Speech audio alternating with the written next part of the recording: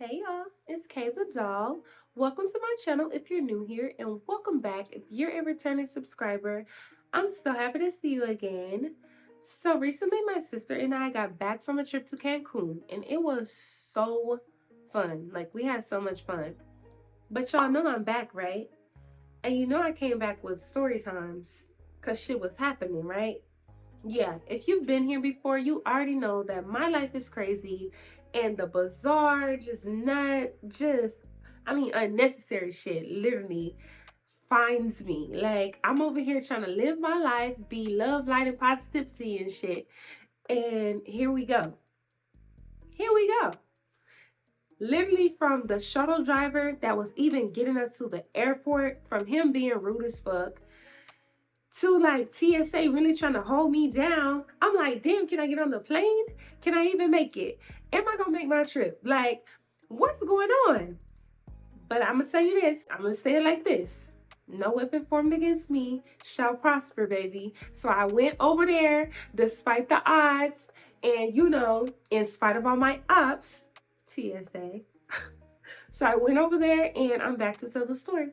So let's get into it. So my sister and I decided to drive to Atlanta the day before our flight because Atlanta traffic is demonic. And nobody had time to be trying to commute to Atlanta, then fight the traffic to try to make no flight, okay? And this was not like a nighttime flight. So it was given very much stay the night before and get up and catch your flight and cut out 80% of the hassle, which is exactly what we did. So when we got there, we ended up getting there a little bit late.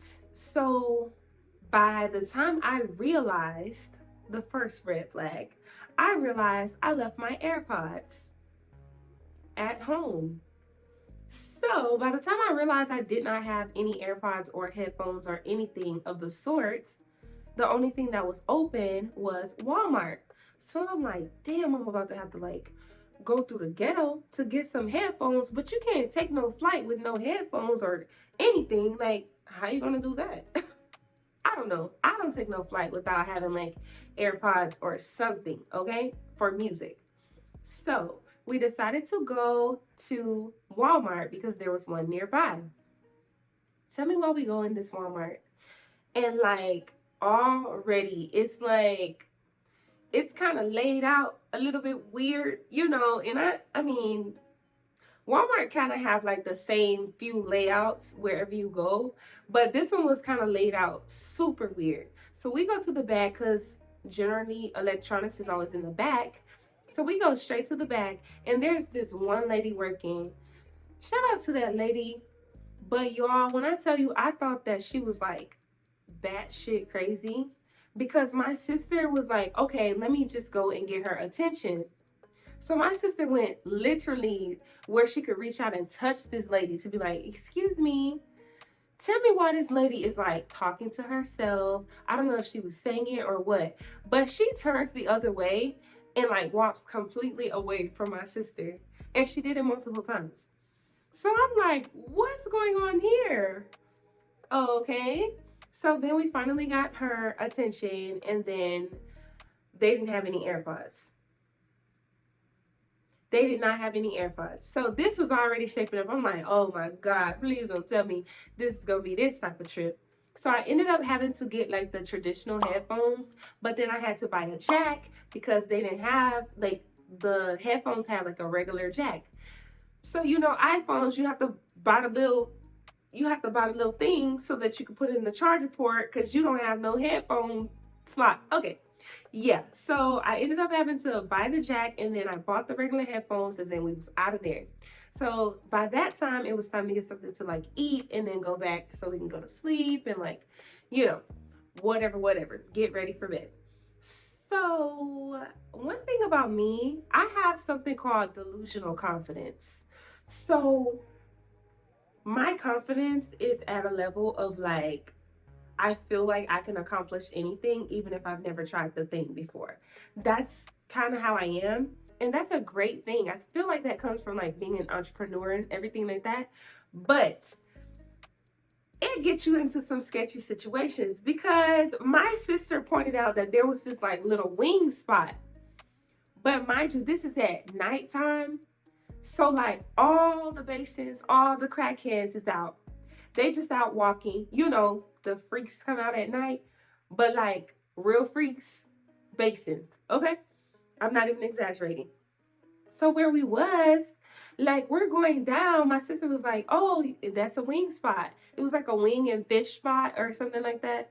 So she points it out. We're all the way in the next parking lot over.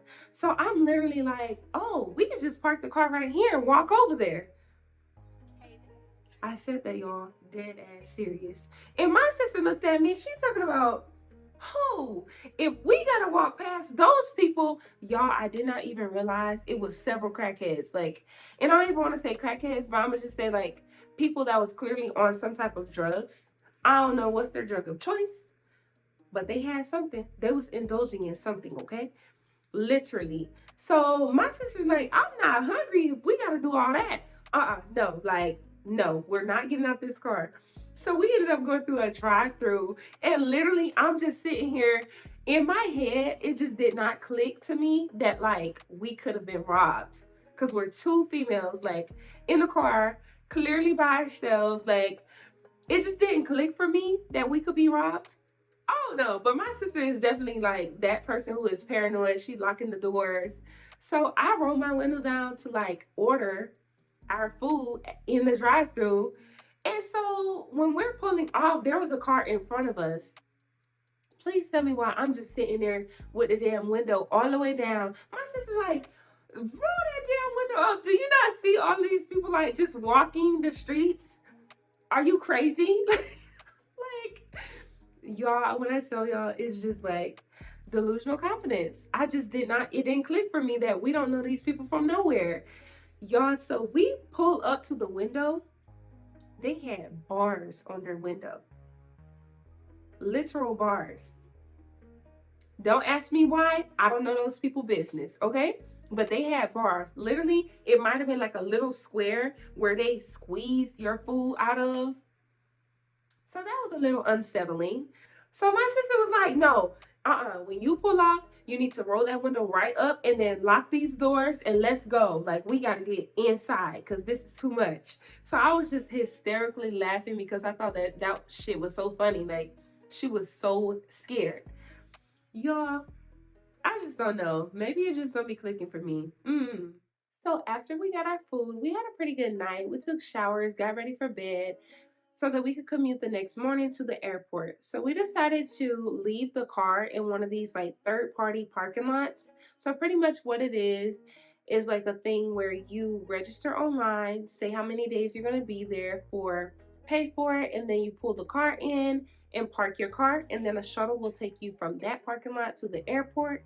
And then when you have your returning flight home, another shuttle will come and get you and bring you back to your car. So it's like a painless way. Like it was really smooth sailing, right? Well, it should have been. But we got there like 20 minutes early because they gave us the time that the shuttle was supposed to be picking us up to take us to the airport. So we got there like 20 minutes early. All of a sudden, here is the shuttle driver coming down the aisle toward us, and we're like, okay. We thought that we would have time to like get our stuff out and like prepare to catch this shuttle to the airport. No, the guy then proceeds to get off the shuttle and rush us like, come on, pretty much. So I'm like, okay, sir, we got to get these heavy ass suitcases. You saw us just come here a millisecond ago. We got to get these heavy ass suitcases out of this car in this tight ass park. We doing the best that we can. Please, can you hold on 1 second, okay? And I understand, like, he probably was just trying to like get us there and everything like that. But it was literally only like one other person on the shuttle. So yeah, there's that. And then I'm like, you're pulling off. I'm not even saying out. You're pulling off in my damn suitcase. Shit, it's basically mid-air from when you threw it on the damn rack. I'm like, this is crazy. This is too much. So yeah. But I'm gonna give him a little bit of grace because the overall winner of like the bullshit award is definitely TSA. Definitely. Like, let me tell y'all. So we finally get to the airport, and I'm the type of person, I'm always traveling with somebody else. So I never have to worry about like directions. I never have to worry about like anything like that, rules and all this other shit. I just always have somebody to tell me like what to do. It is what it is. I don't know. I don't know why, but I'm just like that. So that's what I'm accustomed to. So please tell me why we get to the airport and we're going through the checks and everything like that. And so, you know where you like show your passport to the people? Well, my sister and I split up at this point. So after we showed our passports and everything and got through that step, we went to separate lines for like, to put your stuff on the belt.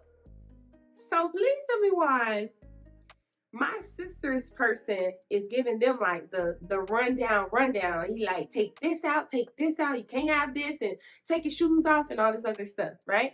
Take your phone, yeah, everything. He doing all that. My person was like, if you have a laptop, take it out the bag. My crazy behind is like, oh, he said laptop, so iPads don't count. You are so dumb. You are really dumb. For real. Y'all, I left my iPad in the bag.